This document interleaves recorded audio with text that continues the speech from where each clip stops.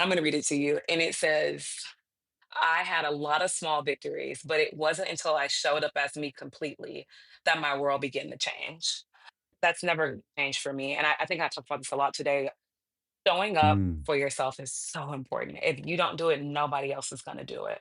When you decide to show up for you, when you decide to believe in you and support you and be your biggest advocate, that is when your blessings will come. That is when you'll start to win. But if you're not going to do it for yourself, nobody else is going to get on board with you. If I don't see you believing in yourself, having confidence in yourself, advocating for yourself, then why would I do it?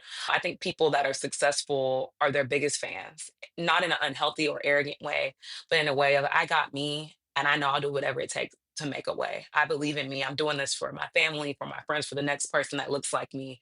But I got to show up for me first.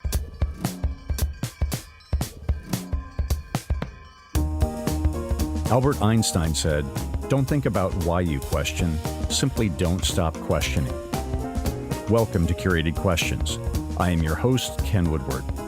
And these questions are not mathematical equations, but rather a resource to encounter personal reflection and growth.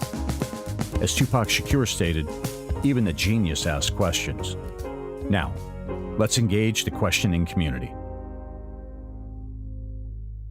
Shelbie Morgan is a force for good. Good purpose, good energy, good vibes, and good financial literacy.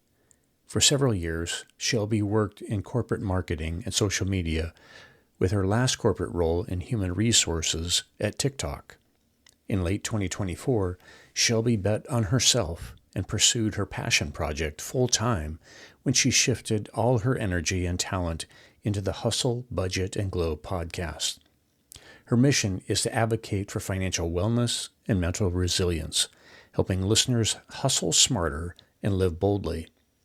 She applies her Texas Women's University MBA to sit down one-on-one with entrepreneurs who are building businesses, breaking barriers, and redefining success on their own terms. Listening to their journeys, lessons learned, and unfiltered advice to inspire action. We met in our first moments of a recent podcast conference and immediately clicked. I've been looking forward to sharing her perspectives and insights with this community ever since that initial connection. Shelbie, welcome to Curated Questions. Thanks. I'm happy to be here. I appreciate you having me. I always like to start with the same question, and that is, when did you first understand the power of questions? Oh, from what I can remember, probably when I was 4 or 5. I grew up in like in a really strategic household. My parents gave me free will and they always gave me an opportunity to make decisions. They would typically give me like two or three things to pick from, whether it was what I wanted to color, what I wanted to eat, what I wanted to wear. And they would ask me questions, like simple things, and I'd make my mind up pretty much within the first 1 to 2 minutes. So that's my real first memory of my experience with questions. When we had met during a conference, you had talked a little bit about your parents, but it Yeah. seems as though they've had a remarkably positive influence on you. And so I wanted to be Yeah. able to dive a little bit into that. So maybe if we take that through the lens of questions, what did that look like as far as your parents encouraging you on in questions? It was pretty simple. My dad is ex-military and like, he's really strategic and he believes in people having freedom and options to make their own choices. It was really easy from the moment I started my day. I always had to lay out my clothes before I went to school the night before. So it was always like, Shelby, what do you want to wear today? Up until I was probably like 8 when I could decide what I wanted to wear, and I went to private school, so it wasn't that hard. Like, I mean, Mm. we had 4 or 5 shirt colors we could pick out, but that was exciting for me, and we could wear, like, 3 different color socks, and I could do, like, shorts or a skirt or pants, so it was fun to switch it up, and we could wear whatever shoes we wanted. So that was always the first question, "Shelby, what do you wanna wear to school tomorrow?" The next question was, "What do you want for breakfast in the morning, and what should I pack for your lunch?" I didn't start packing my own lunch and picking out my own clothes until, like I said, I was probably like 8 or 9, and that's when Mm. things changed, and I just started asking myself what I wanted, and obviously, my parents were still buying the groceries to put in the Sure. lunchbox. It was very simple, and it flowed, and I just feel like that was how things were built for me to help me, number 1, lean in my own onto my own decisions, and number 2, to build a rapport of developing relationships when I'm talking to people, because I met a lot of kids growing up that were a lot more shyer than me that didn't speak up for what they wanted, whether it was what they were gonna pick in the lunch line or what they wanted to play with at their desk. I just could pick up on cues. I'm really intuitive. I could Mm. pick up that they weren't as extroverted and outspoken as me. And I think that has a lot to do with, again, my parents giving me a lot of choices and options growing up. And if there was something I was interested in, there was no space that I couldn't be in. My parents always taught me that any space you want to be in, go put yourself in it. And if it's something you don't like, pivot and go do a different activity. I did ballet for a couple years. I remember crying on the stage and like leaving the stage. I told my mom, like, I don't want to do this anymore. And she asked me why, and we talked about it. And I gave her my why. And she was like, okay, when the recital's over, we can wrap up. You don't ever got to come back. And I never went back. And that was it. Wow. They really respected my opinion. I just didn't enjoy it. I felt like it was super political, even as a little kid. And any ballerina could tell you that is there is politics and stuff behind that career and just pressure. And I didn't want that. I was more of a sports person, so I chose my other activities over ballet. I wanted to put more time into softball. So yeah, just discussions. Until this day, my parents respect my opinion. We have conversations. It's not a panel that I have to present to. It's not one way or their way. I'm the only child. Maybe people that have more kids don't have the energy or time to sit there and have in-depth conversations, but my parents definitely made the time to do that. So I'm really big on creating spaces for people to feel comfortable in my home when it comes to my friends or when I meet people at events like how I meet you. I want to make sure I'm listening and I'm intentional and giving time for you to talk, following up. All those things steer from like my upbringing and my parents pushing social cues and Hmm. building a rapport with people. And it matters to me. It brings me joy to meet new people and be around them and learn about them. So that's really how my upbringing like kind of came together for now for me as an adult. Gotcha. At the time, was there a rule of, okay, you're going to be doing something? So whether it was sports or was that all on you pushing, "Ah, I want to try these different things? What was the source of that? Yeah, it was both. My parents never let me be idle. They're really big on having like a diverse skill sets and being proactive. My mom would introduce me to different things. We have a conversation about what I wanted to do. And I tried a bunch of activities. I'm super creative. So anything that was creative or technical or people oriented, I typically wanted to do it. And I love to learn. And I ended up doing this for years. It was volunteering at the library. One of my fun facts is I know the Dewey Decimal System like the back of my hand. I volunteered at the Wow. library from second grade up until my last week of high school. My mom told me you have to know what it's like to give back to other people and help them. You can't live in our house and not volunteer and help people and give back to your community. So it wasn't an option. And I worked at the front desk at the library and they had to get me a stool. I would check people out. So I was pretty short for a second grader. If your books were late, you didn't want to come talk to me. I was going to fine you. And I also ran like the volunteer reading program as I got older, working with younger kids, teaching them how to read. I did a lot at the library. And so funny enough, my mom literally messaged me this week. She sent me a link. She was like, have you been to the Austin Public Library, the one like downtown by your house? And I said, oh no, I've never been there. She was like, you should go. It looks really cool. You should get a library card. They have a lot of free events. You can go volunteer. So even till this day, that's really important to her. And so when I left high school and I went to college, my mom was like, you have to find something to do to volunteer while you're at school. She was like, you can't just go to school and have fun and do whatever you want. She's like, you have to give back. So in college, I chose volunteering at the food bank. And I did that until I finished undergrad. Oh, no, even in grad school, I became like an Apple Corp team leaders at the Houston Food Bank. And I volunteered until I finished undergrad and grad school. So it was very important. So my mom, we had conversations about why it was important. It didn't really matter what I picked. It just had to be impactful. And that wasn't it. Like for Christmas, for Thanksgiving, we were helping give out meals. We would get up really early in the morning before we opened gifts or before we like had our dinner for Thanksgiving. And we would go volunteer to hand out meals and like gifts to people. It didn't matter. Like we always volunteered. So it wasn't an option, but it was a conversation about like what you wanted to do and how you wanted to give back. And I never asked a question about it. I thought it was really important. I understood the concept of everyone doesn't have the same lifestyle, everyone doesn't have the same resources, everyone doesn't have the same opportunity that I do as a kid. Mm. I was thankful to be privileged. And my mom was like, not everybody has that, Shelby. So you have to help these other people however you can, because your job when you have more than other people is to help them get to the next level. That was a conversation we had not often because I understood the first like one or two times my parents told me. When it came to sports, I always loved baseball. I'm a huge Astros fan. We went to baseball games growing up, and it was just fun to me. I never liked football. I played basketball too, but I really stuck with softball. I tried every activity, any sport you could think of. I did volleyball, everything, but I really Wow. stuck with softball was like my number one thing that I did for years. And I think it's helped me a lot today in like playing pickleball. Sometimes I hit the ball too hard when I'm on the pickleball court. But we had conversations and my parents like every summer I was in some type of summer camp club activity up until I graduated from high school. Like literally the last summer I had off before my senior year, I went to engineering camp. The summer before that was architect camp. I would go stay at a university for like a Okay. week, Yep. 2 weeks. So yeah, it wasn't an option. Even when I graduated from college, I was like, "Oh, great! No summer camp, no volunteering. I can't wait." Literally, I graduated on a Saturday. Sunday night, my mom handed me a portable fan, a new Nike backpack, a new lunchbox. I was like, "What is this?" She handed me a campus map for the University of Houston. I was like, "What is this for? School doesn't start until August." She was like, "Yeah, little did you know you want to be sitting around the house doing nothing all summer, having a blast splashing at the pool every day." I actually signed you up for early enrollment at the university. You start college courses Monday, 8 a.m. He was like, "You're in a STEM program for STEM majors." And I was like, "What?" She was like, "Yeah, have fun. You're taking calculus and chemistry for engineers." At that point, I was electrical engineering major. And I'm like, "What?" She was like, "Yeah." She was like, "Here's your map. Here's your parking pass." She was like, "Have a blast. It's going to be hot. I got you a portable fan." Um, Whew. so, yeah, there was no Wow. days off. I didn't understand why my parents were so on top of me for education and moving upward in my life with so many other things, so many other ways. I didn't get it at first. I was like, I just want to have the summer off.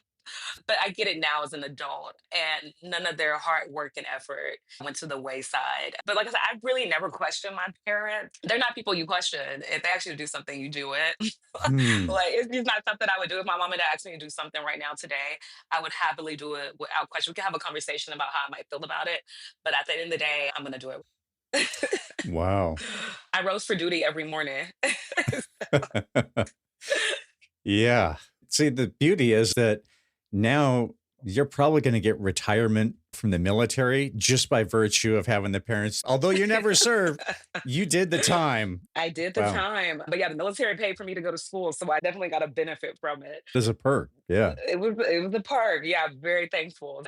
Both degrees, especially with all this noise that I've been hearing lately about people are going to unfortunately have to start paying back their student loans that were defaulted. I'm glad it's not something I have to deal with. So I thank my parents and the military for that for sure. I'm very appreciative. Now, how do you think volunteerism has shaped how you're living life today? You know what? I have a very free spirit, chill lifestyle.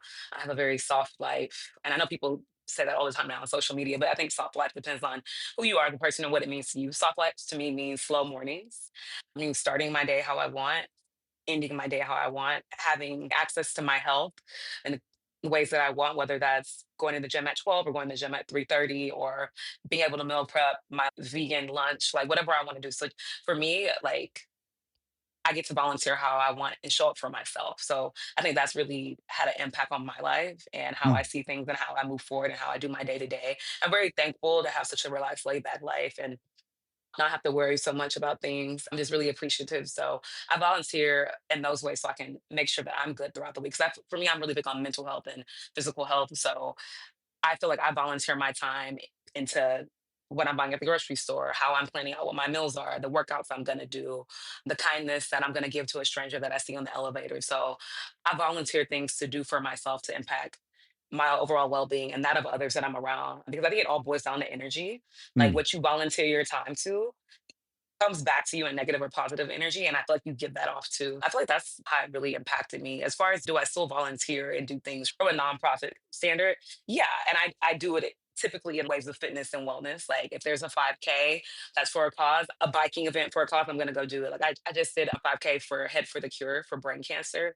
I donated, I made a team, I try to run a faster time just in honor of those that have to deal with these health issues or have lost somebody from brain cancer. So I volunteer in different ways now, but it's still really core to who I am and to my heart. But I really feel like I'm gonna have to take my mother up on that library visit. So I definitely will be going next week. From a ideation standpoint, it's made me a very kind person. I think it's not hard to be kind.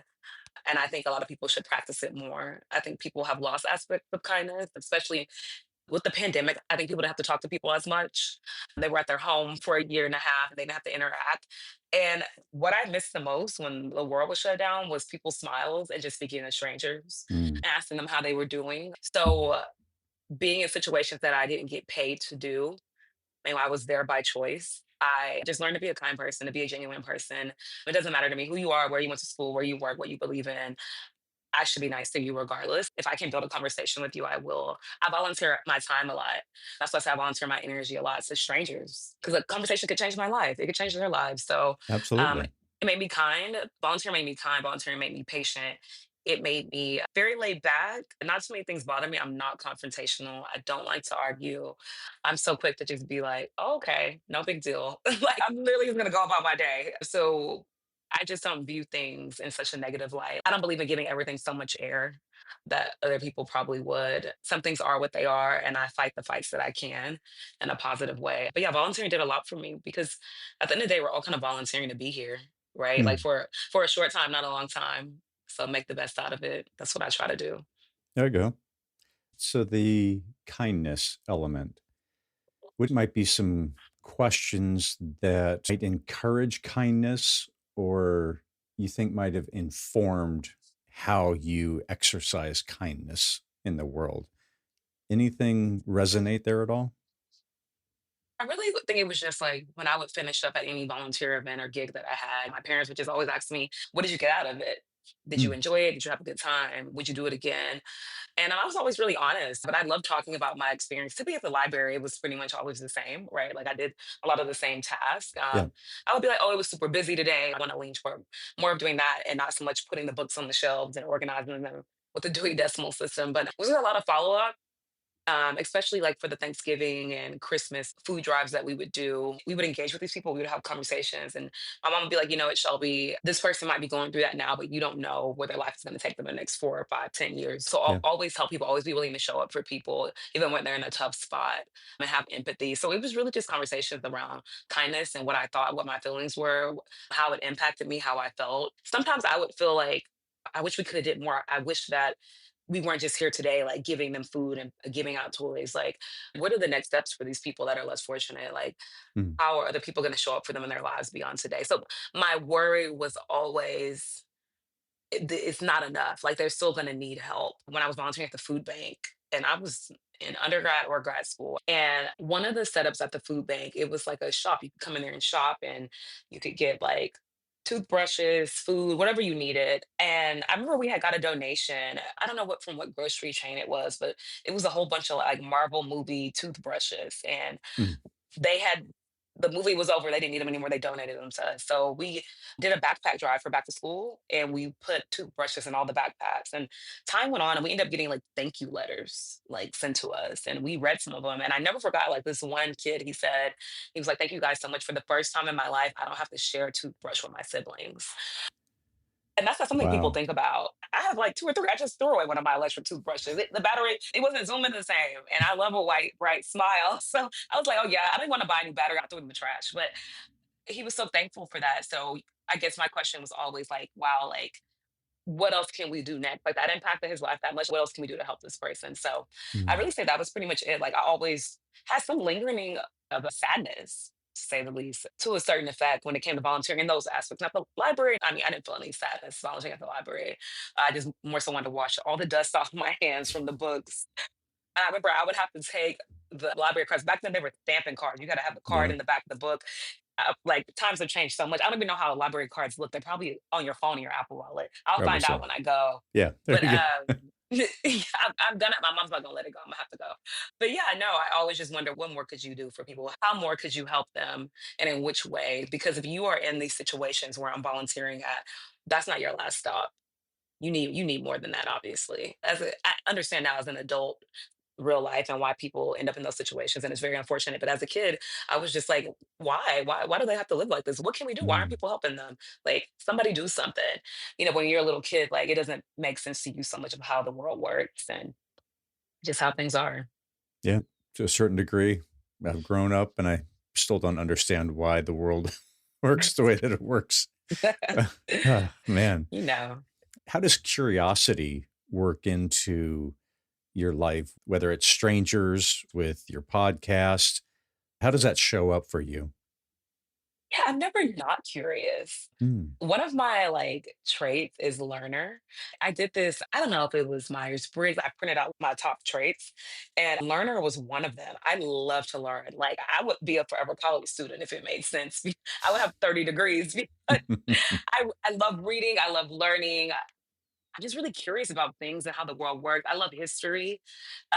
So yeah, like I'm always curious about something. Like my dad said I would make a great attorney because he said I'm such a detective. He said I will Mm, figure something out. I will interview. I will investigate. I will ask all the right questions. He said you're not getting past me because I'm gonna make sure that I'm gonna know exactly every single detail, every fine line detail of what is and what isn't, and I'm gonna get it done. So yeah, like I've always been a curious kid. I've always been someone that fights for what is right, and I'm able to do that because I know the facts. Like there's something going on and I'm involved in it, and you try to spin it on me, it's more than likely not gonna happen because I've already looked up all the facts and I know what the exact answers are. Like it's not gonna be subjective. I'm gonna definitely lay it mm, down for you. I think I just find things interesting. I find a variety of things fascinating and I always want to learn more if I can. I have so many different interests, I have so many different hobbies. I've monetized some of my passions, but I'm always wanting to learn more and figure out the what, the why, the who, the where. It just brings me joy. And I think it's one of the reasons I love playing video games. Like I love gaming. And I'm mm. not an amazing gamer. I might have to go through a level 4 times sometimes to get past it, but I'm just curious about what's next. I have 3 PlayStations and a PlayStation Portal. Like I love video games. Uh, Wow.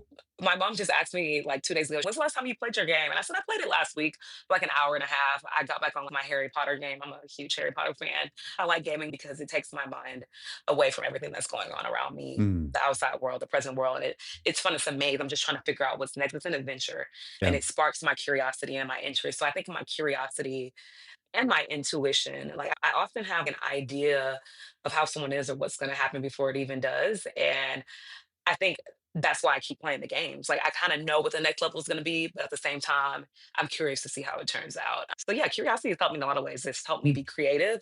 It's helped me meet people. It's helped me make friends really easily.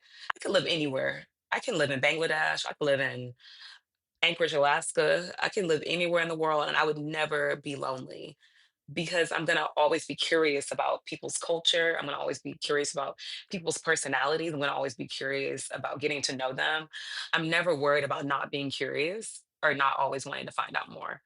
So that's mm. my hot take. Nice. Nice. So it seems to have carried you along in a lot of the different ventures that you've been up to and things that you're working Yeah. on. So that Yeah, it that makes bodes meeting well. people easy. It really does. I love that I can travel somewhere and be like, "Oh, I'm gonna hit up so and so when I get there," just by being curious and saying hi to somebody and how they're gonna react. It's fun. I can go to a different city and or a different country, and I might know somebody there. It's a good feeling to have. So I think my curiosity has made me personable Mhm. for sure, and really easy to get along with. Certainly, your curiosity, I saw it in action at the conference where you're full on engaging with anyone and everyone. That was fun to be able to see. Yeah, yeah. My parents always taught me to talk to everybody. Like, why not? And sometimes people really need a conversation, especially when I notice someone who I can read people that are introverted or more ambiverted really easily. They're typically off in the corner or to themselves. They're not in the middle of the room. And so those people I always try to communicate with because they're normally great conversationalists. They just need an opportunity to be one on one. So yeah, it helps me reach out and talk to people who probably wouldn't have the opportunity to talk as much if someone didn't give them the chance. It's been helpful. It's been good. Yeah, yeah. Cool. Let's talk a little bit about the podcast, Hustle, Yeah. Budget, and Glow. Why don't you talk a little bit about what you're seeking to accomplish through those conversations and the guests that you're bringing on? Yeah, let's talk about it. So Hustle Budget and Glow for me is themed around my love for money mindset, financial wellness, having security in your finances, being able to make your money work for you, not you work for your money, and also my deep interest in curiosity in the finance industry. Like I love watching CNBC in the morning. Like I love watching Bloomberg, learning about what is going on in business. Like I'm subscribed to a lot of the CNBC newsletters. The one got Jim Cramer. He sends out a report like every Yep. Tuesday.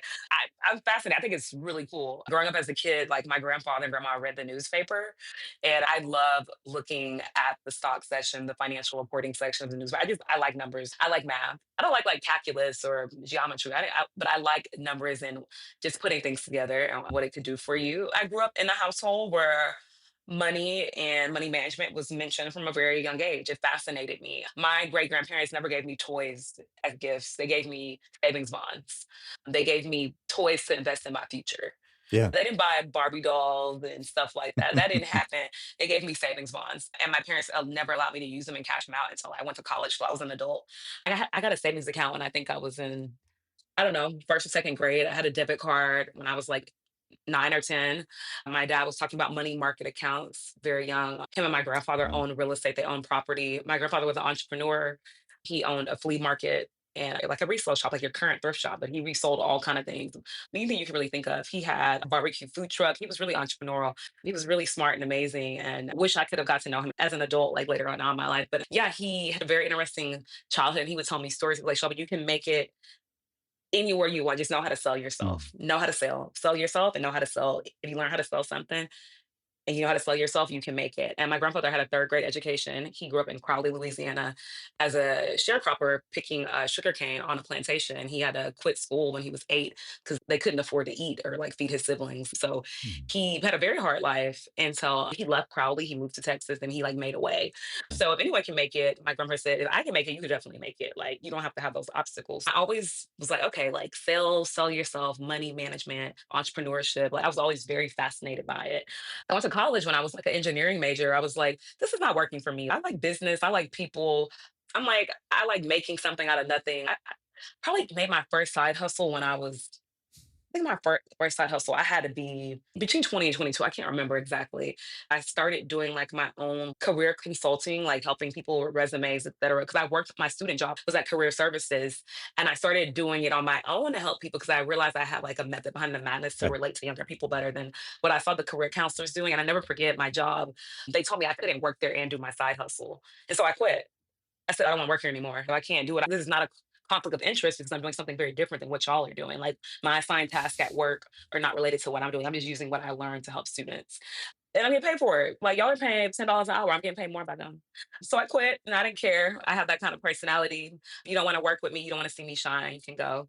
I'm not gonna think much about it. And I just kept learning, kept growing, I went and got my MBA because I wanted to learn how to be a better business owner, a better entrepreneur. I never went. I wanted to be a director, leader, talk to Tom and Sarah at work and the CEO room. I don't care about that. That means nothing to me. Like if I don't own it, if my name's not on it, you can have it. I'm always going to be a minus worker, A minus, B plus corporate professional. I'm never going to be A plus because it's not mine, and you're never going to get ownership of a company because you broke your back and went above and beyond. As someone who's worked in corporate America long enough and worked in HR, good luck. You're better off putting your A plus work into your own endeavors. I always make sure I did enough to get my work done, be collaborative, mm. and get my bonus.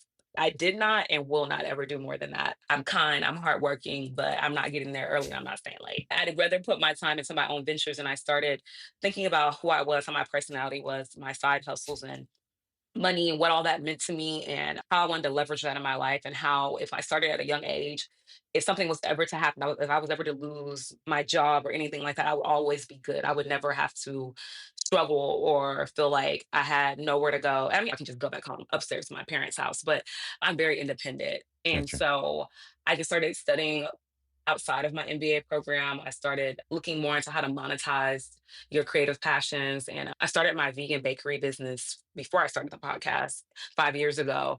And when I started podcasting 3 years ago, it was to tell people how to monetize their bakery business, their bakery talents, any food cooking talent you have. But I realized what I was really talking about was having a business mindset, showing up for yourself, interacting with other people who were doing as good as you or better than you to help you learn and be a better business owner, money management, how to budget, how to think outside of your 9 to 5, how to be the entrepreneur that you want to be, not the entrepreneur the world tells you to be, how to learn from other entrepreneurs that are already doing what you're doing or something similar to you, what you want to do, asking the right questions in the right spaces, going out and networking and making those conversations happen to create and curate your business model. In a nutshell, I was talking about all those things. So financial tips, mindset, side hustles, and engaging with others to make that happen. So I said, you know what?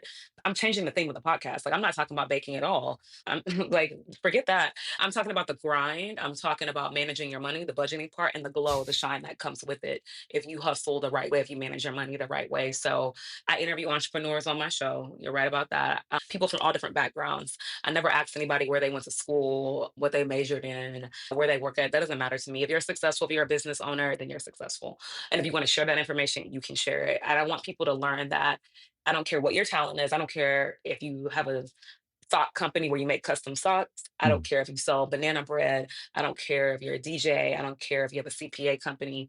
If you have something that you're good at and you're passionate about, talent and passion, you can make money. If you don't have talent and passion, then I don't. The podcast probably isn't for you. You gotta figure that out first. And so I really try to motivate people to dig deep in their passions and their talents. I think everybody has a talent they can make money off of. I don't think everybody has passion and grit, but you can if you want. And Mm. if you listen to the show, I encourage you, I give you tips and tricks and share resources and stats on how you can develop that passion part, how you can develop that grit, because you already have a gift. You just got to have the other parts to make it work. And then once you make your first dollar, like what to do next, getting that sole proprietorship, getting that LLC, learning from the entrepreneurs on my show, learning how to manage your money. I don't care if you save 5% of your income every month, invest and save something.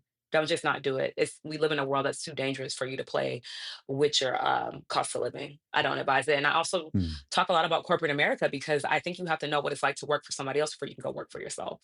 It's really hard unless you're like a Steve Jobs in your garage for you to just be like, oh, I'm just going to be an entrepreneur from jump, right? There are people that are like that, but I do advise people get some experience, learn how to work with people who don't Mm. think like you, that don't act like you, that are not you. Because you're gonna have to deal with people as a business owner. You don't have to like anybody, but you do have to respect people and know how to collaborate. So go learn and do that. If that's corporate America, if you don't like your 9 to 5, that's okay. Learn from it. Put aside some money from it, invest it in your business, and look for another way, get another job, something else you like. But everything you take from those jobs, from those internships, apprenticeships, whatever your money making job is, put it into your business, learn, invest. Take your time to stop and ask questions. And I talk about all that in my show because I think it's important. I think hustle is seasonal. I don't want people to have to hustle the rest of their lives. But you got to hustle the right way at the right time. Mm. And you have to learn how to communicate effectively. You have to learn how to save effectively. A lot of people don't know where to start. They don't want to look at their money. They don't know what's coming in. They don't know what's going out. They don't know what their monthly bills are. They don't know what the costs of their individual bills are. People don't know what trends are going on in the world and how business decisions and political decisions are affecting their money. They don't even want to watch. They don't even want to look. So I talk about all these things in a nutshell on my show, just to help people show up better for themselves and for their money. At the end of the day, I'm just a girl from Houston that likes talking about money and mindset. And I want everyone to show up better for their money and make it work for them and show up for their self. The mental part is just show up for yourself. People lack confidence in their self and in their abilities nowadays. And I don't know why that is, but I want people to lean more into who they are, into their gifts, into their talents, and use that to make some income and make some money for yourself and your family and the next generations to come. That's what really matters to me. If I can help one or two people do that over the next course of the 20 years podcasting, then I've done my job. I'm your wealth wellness advocate. I'm your financial friend. I'm just Shelby from Houston. That is it. Beautiful. You mentioned passion. Can you learn passion? Yes, you can be around passionate people. You can read books about passion and having a great mindset and cultivating the life you want. You can read your favorite self help book if you want to do that. You can be friends with the nicest, most successful, passionate entrepreneur. But if you don't want it, then you're not going to have it. Passion is within you. So if you want it to come out, you want it to break free, you want to live in that passion. Entrepreneurs Mm. are obsessed, they're obsessed with their passion. So if you're going to be an entrepreneur, if you want to make it, you have to have that passion. Being around somebody, reading a book about it, if you're not going to activate it, if you don't actually want it, you're not going to dig for it and work for it. It's not going to happen. Now, grit is different, right? I think grit can be learned, but grit can't be kept. It just can't. If you want to grind, if you want to get out there and you want to make something shake, then that's who you are. I think it's in you. You can learn grit, but I think grit can't be kept if you're not going to work at it. That's for sure. What questions about money are not asked often enough? I think people should ask themselves, number one, what am I spending on that I'm not using? I think people spend money all the time on things that they're not even utilizing. Number one are subscriptions. People love Mm. a subscription. There are people that have gym memberships, they haven't been in 3 years and they're not going. Mm. One of the hardest gym memberships to cancel is from Planet Fitness. It used to be $10. I think it's way more now. I've had my Planet Fitness membership for probably over a decade. I think I'll have to go to headquarters to cancel it. Um, when's the last time I've been? Last time I went to Planet Fitness was when I went home in April for the conference. I keep my membership because I like being able to always have a gym to work out at when I travel, and it's so cheap, so I never let it go. So I'm utilizing it. I just prefer using my at-home gym in my apartment, but I keep it for convenience for when I travel. But there are people that have gym memberships that have stars, that have Disney Plus. They're not using it. They're not using the subscription at all. So, number one question: what are you spending your money on that you're not using? Go and look at your subscriptions because I promise you, there's Yeah. one or two that you have not utilized properly in the past 6 to 12 months. So stop giving your money away. And also re-look at your subscription packages when you're asking yourself that question because I just realized that I was paying what Mm. $17 a month for Hulu Premium and what like $20 for Disney Premium. And Hulu and Disney have combined. Now I only pay what $24 for both of them. In my mind, it was just so automated. I didn't even think to be like, let me cancel one so I'm saving money. I just saved like what almost like 150 something dollars. I can't do the math right now. That was my bad for doing that. And that was a month ago. I canceled Stars. I only had Stars so my mom could watch one of her shows. The show doesn't even come on anymore. And I'm like, who's using Stars? Those were all channels back in the day you had on cable at your house. You had the ultimate like plan. We had every channel. I loved it. I'm not looking at any shows on Stars. So I canceled Stars. I let it go. I canceled LinkedIn Premium. I was wasting my money. I had my LinkedIn Premium account for years, and I'm like, I'm not using LinkedIn Premium. I don't care who's looking at my profile. Have a blast. Look at it. So ask yourself what you're spending money on that you're not using. Number one question: get your money back into your account, into your hands. If there's money you could be saving, I promise you the first thing you should look at is what you're spending on that you're not using. Next up is know Mm. what you're spending each month and know what your bills are. What are my bills? What am I spending each month on my bills? Because a lot of times you might have to call the car insurance and shop around and get something that's cheaper for yourself. You don't have to have the same plan you've had for 7 or 8 years at State Farm. Know what your bills are. Know what you're spending. Know what you're able to save. Know what you can allocate toward investing and saving. Ask yourself that. How much money do I have every 2 weeks, every month, every week, whatever your payment plan is at your job?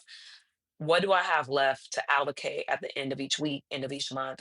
And what can I do with those funds? And I think if people started knowing what they're wasting money on, that they're not using, what their bills are, what they're spending, what they could be saving and investing on, I think if they ask themselves those 5 questions, they would be a lot better off.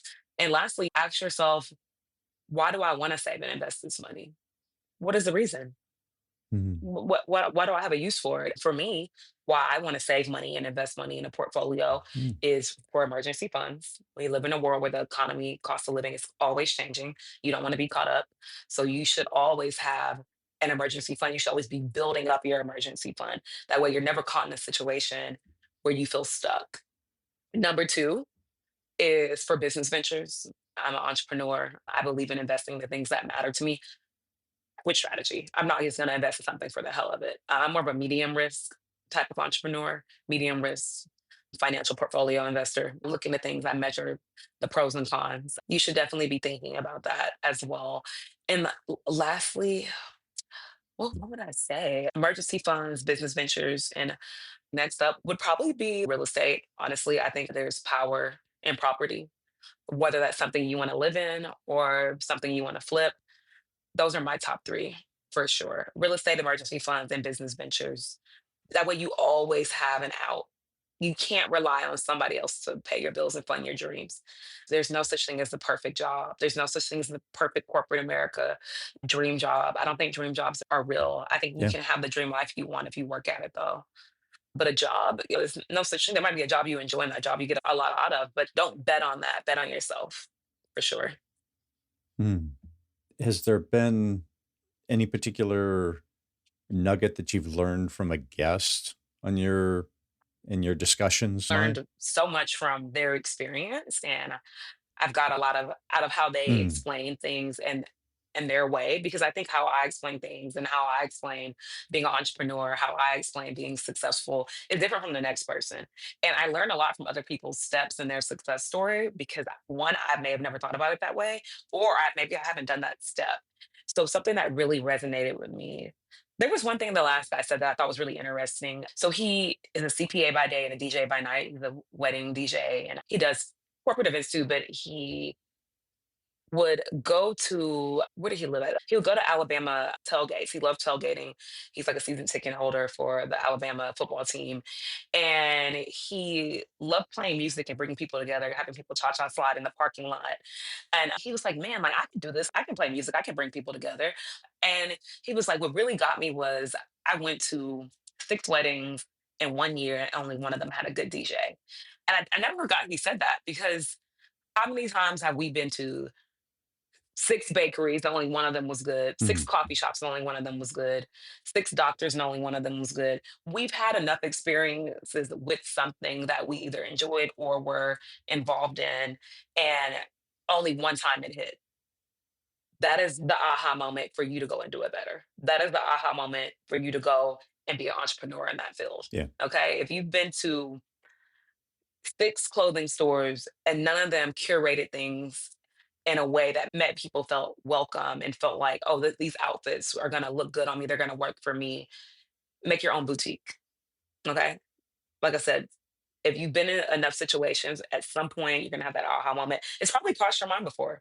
You've probably, and I'm talking to whoever's listening, you've probably been in a situation at the grocery store or at the place where your dog gets groomed, Mm. whatever the case may be, or going to your favorite bookstore and saying something's just not right. And it's probably crossed your mind many times, and you finally have that aha moment, and you're like, I can do it better and I can do it this way. Something clicked for him after that 6th wedding. And he was like, damn, like none of these were actually that great. The vibe wasn't there. The people weren't enjoying their time as much. It wasn't about the audience, it was about the person spinning. And he said, as an entrepreneur, you have to think about your guests, your clients, your customers. You can't just think about yourself. Other people, the thing about entrepreneurship, you're putting other people on your shoulders. Yes, you're doing it because you're passionate, you love it, you want to grind and have grit, but you're doing it to make an impact in people's lives. So think about those people when you're out there creating those business plans and coming up with those ideas, and think about all the times you saw it done and Mm. you didn't think it was the right way. I think that's your aha moment. And when he said that, I really thought about it and I said, there have been so many podcast shows I've listened to that I loved or didn't love or didn't enjoy. So many times I've read a book by Dave Ramsey or Robert Kiyosaki, and things stuck with me. And I'm like, well, I agree. I understand what they're saying, but I look at money in a different way. And all of these lessons learned about money, my own experiences, being laid off from work, getting a financial advisor when I was 22 years old, all these experiences have really structured my mindset and the way I talk and feel and live in the wealth industry, the money industry.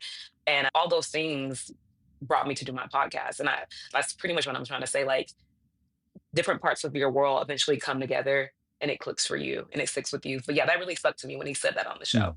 The combination of CPA and Right. DJ wouldn't necessarily see those two marrying up, but to the point that it's an opportunity to exercise who you are and bring out whatever those connections are. What does that overlap look like for you? An upcoming guest is a dentist, and in his lobby of his practice, he's got an art gallery. I stumbled across it in one of the buildings that I was in, and I'm like, I didn't even have a category for this. I'm looking forward to chatting with him and hearing his story, but that's almost as equally in my mind as the CPA and the DJ. Just that idea Yeah. of we've all got our own interests and expertise. Let it fly. So originally the podcast centered around baking, right? I was just teaching people how to monetize their talents in the baking industry.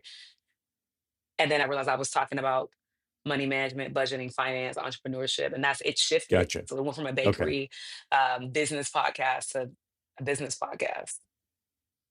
Do you have any questions that you revisit on a regular basis or have over the course of life? Always asking myself, Shelby, how can you reach the things that you want to manifest? I'm really big on manifestation. At my bathroom, I have about probably 20 to 25 sticky notes, and they're all the things that I want to like manifest. And I started doing this about 4 years ago, when I was manifesting a bunch of different things in my life. When I was 29, I said I wanted to do all these things by the time I was through 30. When I hit 31 at midnight, they all needed to be done. And I accomplished all of them. And I was really thankful and Hmm. really blessed. But I wanted the first thing I saw in the Gotcha. morning when I woke up. The first thing you're gonna do is simply go in the bathroom, wash your face, brush your teeth, do whatever. I wanted to see it first thing in the morning, things that I wanted and desired, and read them out loud to start my day that way. And I do the same thing now. I have all the things on my mirror that I want to accomplish, and they're all written on yellow sticky notes.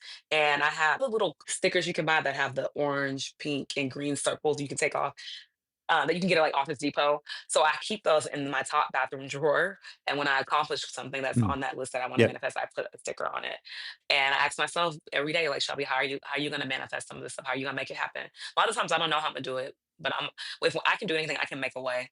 And so I'm always thinking about that. I go in there and I have a mantra that I say in the morning and then I read it. The other thing I ask myself is, how do I envision my life once I achieve these things? I have a vision board that I made 5 or 6 years ago. And my mom told me that I need to frame it and like just not have it sitting here Mm. on my music sheet stand. So actually, my frame came in yesterday. It's a huge poster board. And my vision board has never changed. People are like, oh, let's do a vision board party. And I'm like, I'll come. But I already have a vision board. Like that vision on that board, everything's already set. So I'm always asking myself, Shelby, when you achieve these things, how do you envision your life being? Is it going to be more or less of what you thought it would be? And how are you going to embody those things? I think it's super important. Put the things you want, put the things you want to manifest, put them out in front of you. Those are two questions I Mm. definitely ask myself on the regular because and I feel like as time has went on, as I've gotten older, my idea of my goals and my resolutions, all those things, they're typically always in the same wheelhouse, right? It's not like, oh, I want a new car. It's not something like that. It's just like overall life goals and things that I want to accomplish for Okay. myself, like wholeheartedly. And there are some specifics, like things that I want to manifest. But yeah, I'm constantly asking myself those same two questions in the morning. And I know I love a good sticky note. Like, I don't know, maybe I don't think people write as much anymore. I think everything is so digital. So I say every morning before I start my day. I say my mantra, I read my manifestations, I think about how can I achieve them and how I can envision life once I have them. And then I go walk the dogs, make an iced coffee. That's it. Back to your vision board, you mentioned that it hasn't changed in these years. Let's just take an example on this. So if you had like a beach scene or something like that, is that something that over the course of these 5 years, how you interpret Yeah. that particular scene may have shifted a little bit? I mean, because it may not be, okay, like a car, or maybe it's just a drawing of a Model T or something like that. And you're like, all right, 1 year it means this, and the next year it means that. But I mean, because I'm thinking that you're, you continue to grow and change, and, and life continues to It go, has. but yet the vision board hasn't changed. So it's been able to maintain the potency, if you will. So Do you want to how see did it? you It's right set it here. up that it would work I in can such a grab it. way Okay, I'll and get not need to have a reboot every it. year? Some of the rhinestones have fell off. This is my vision board here. Wow. That's an impressive vision board. And so now everybody just listening, y'all are missing out. All right, I'll have to figure Yeah, out and I how can to answer do a your question. So, like, screenshot, even or we'll let get it me up let on me a point visual out someplace. something. This is my Yes. favorite thing on my vision board right here.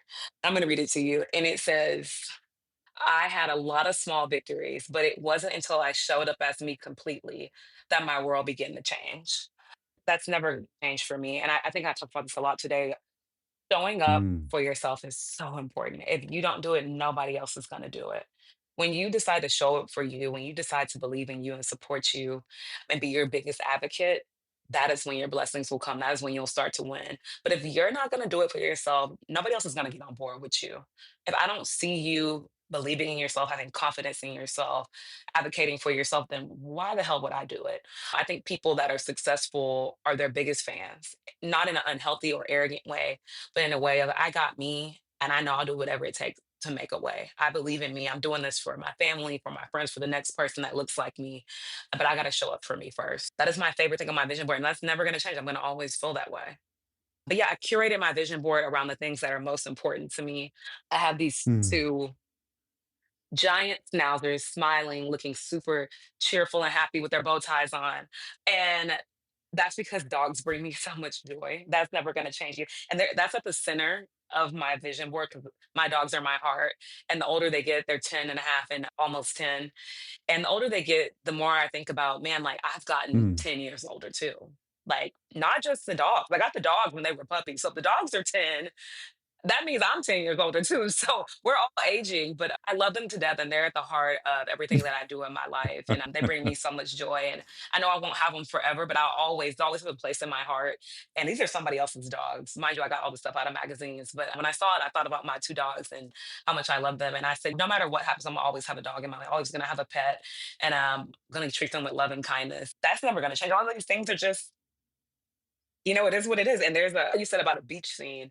There actually is a hammock scene. I think it's like right here, a hammock beach scene. I have that on there for my love of travel and adventure, There you go. not because I Look want to at lay in that. that hammock on Yeah. that exact beach. I don't even know where that's at, to be honest with you. I have a love of adventure and just not being kept in one place. I like the idea that I can up and go when I want and see new things, experience new cultures. And there's so much beauty in this world. Why not go see it? So these are things that I just feel like are just there. Nothing's changed. It might not be this exact thing. And I have this car on here, not because I drive a Lamborghini, because I don't. I put that car on there when I made this 5 years ago because I wanted to pay my car off. I didn't want to have a car note. And I really believe in like financial wellness, like I said, and saving money and investing. And once you drive your car off the lot, it appreciates. So I was like, man, I want to pay my car off. Like, it would be just such a dream to drive around for free and just deal with the maintenance. So I paid my car off last year and I was so happy. I couldn't wait to call my dad. I was like, when they mail the deed to the house, bring it with you when you come to Austin. I was like, I did it. I did it. I met my goal. I paid the car for 5 years. I'm good. I'm done. I'm gonna drive it off like I just got it on the lot. So yeah, a lot of these things are just full circle for me and just small things in my life that I really wanted to achieve. But they're actually quite simple. It's a lot of words, a lot of pictures, just they represent who I am. But there's no right or wrong answer to the vision board. Like the vision itself is at the heart of I want to accomplish these things in my life. I want to see them through, right? I want to pay the car off. I want to show up for myself. I want to always be a dog mom. But overall, all those things bring me joy and they keep me grounded. So looking at it gives me a breath of fresh air. It's very evergreen.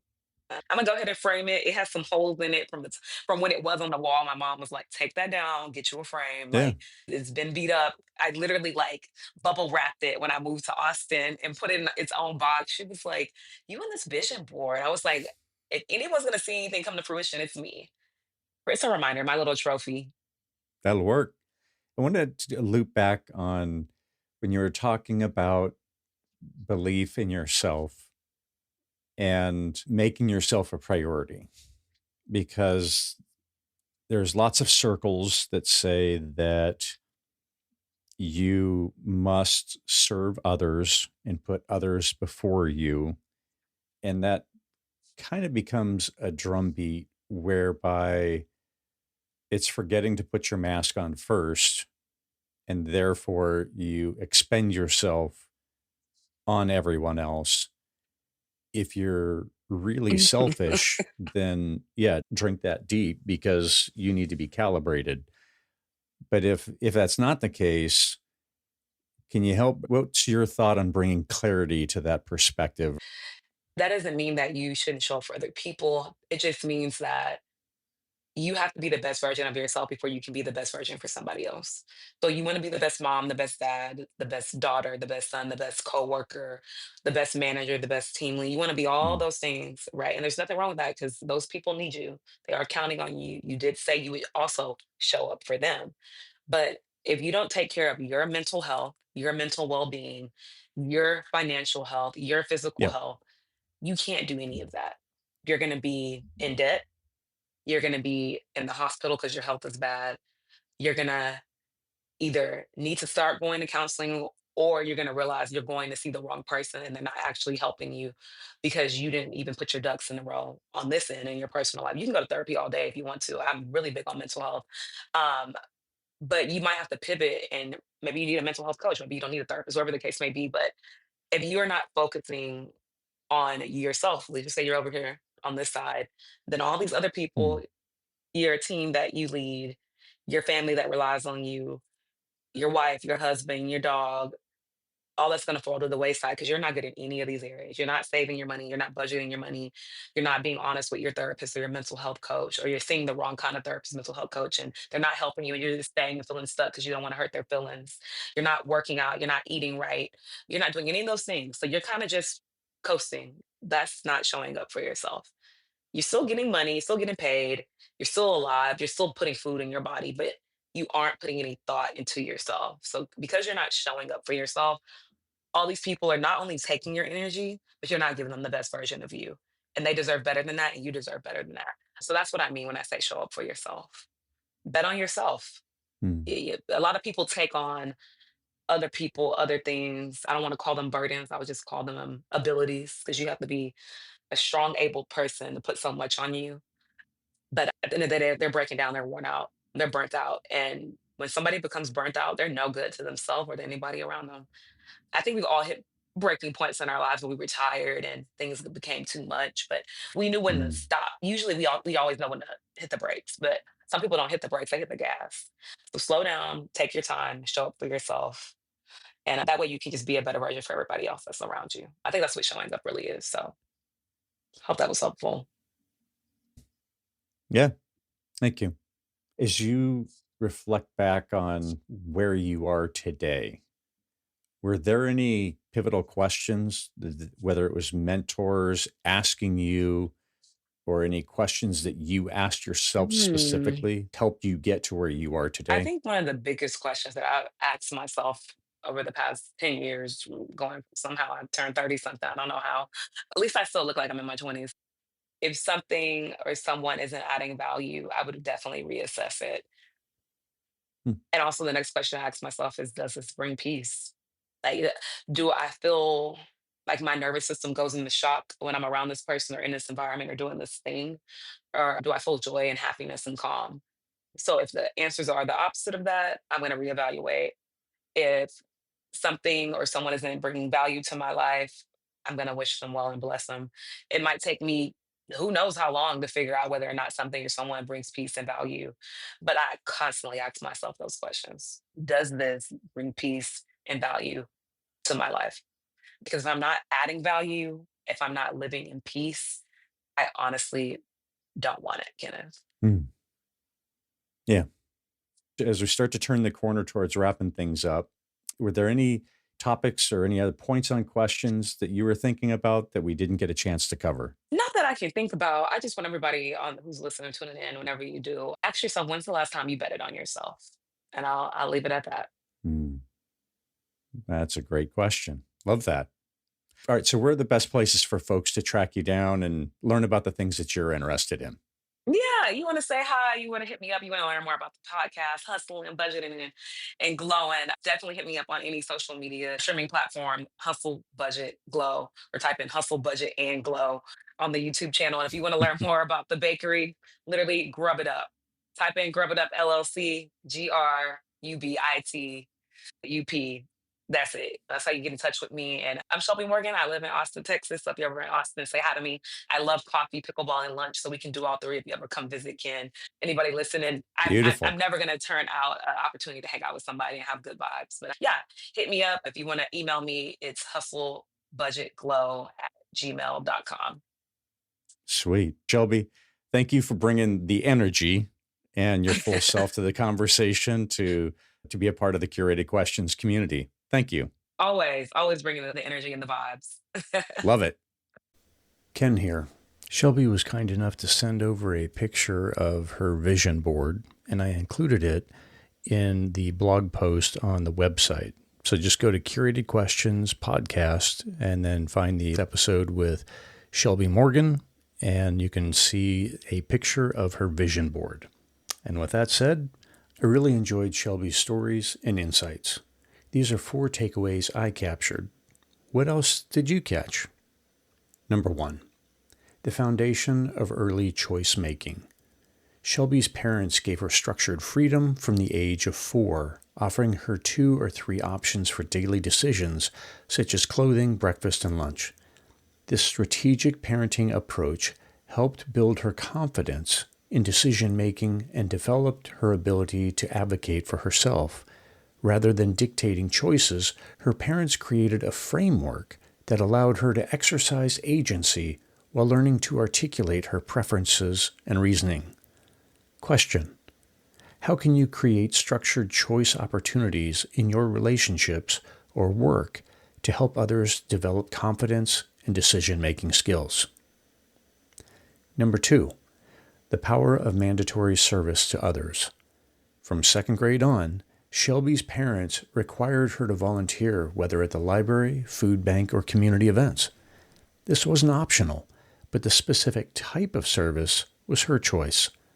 This consistent exposure to helping others developed her empathy, work ethic, and understanding that privilege comes with responsibility to lift others up.